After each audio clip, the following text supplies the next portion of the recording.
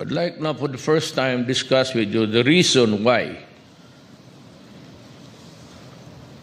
I withdrew from the visiting forces agreement.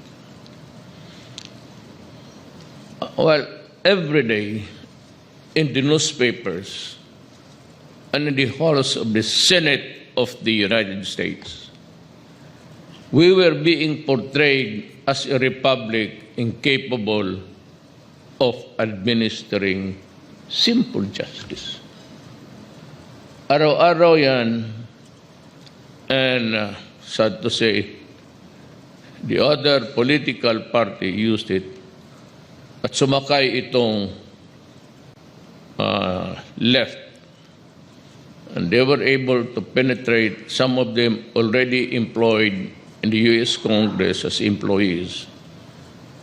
Maybe those who are really permanent residents there, leaning to the left. But when the Senate, I don't know if it was the appropriation or whatever, placed in the Kulatelia doon sa mga aid na ibigay na tayo being portrayed as capable of investigating extrajudicial killings. But most of all, we were pictured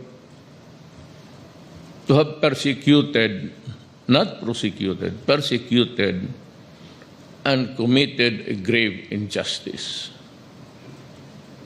to a certain person. I'm referring to De Lima. On my oath of office, I never tinkered with it. That's not my style, because ako po prosecutor. And I know the pitfalls of really tinkering with justice. I have been a trial prosecutor for 9 years before I became a vice mayor then.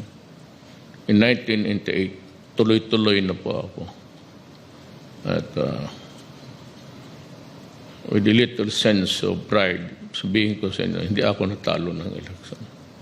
But more than that, you were all present, and it was evolving. At alaman niya, and you could even just in the early days say whether it was really a good case or not. Alam mo, they were demanding that we release De Lima. Ano kasi De Lima, dumaan ng investigation, and the investigation was even brought forth to the Supreme Court to decide whether or not everything was in order. And the Supreme Court said it is. Ang problema nitong Amerikano, they kept on hammering and demanding the release and then threatening na yung mga Pilipino officials in government who were one way or another connected with the case, whether as a investigator or as a prosecutor, and even the Supreme Court, which rendered an opinion on a certain point of the case. Lahat, hindi naman sinabi, not in so many words, but said that they will cancel or deny entry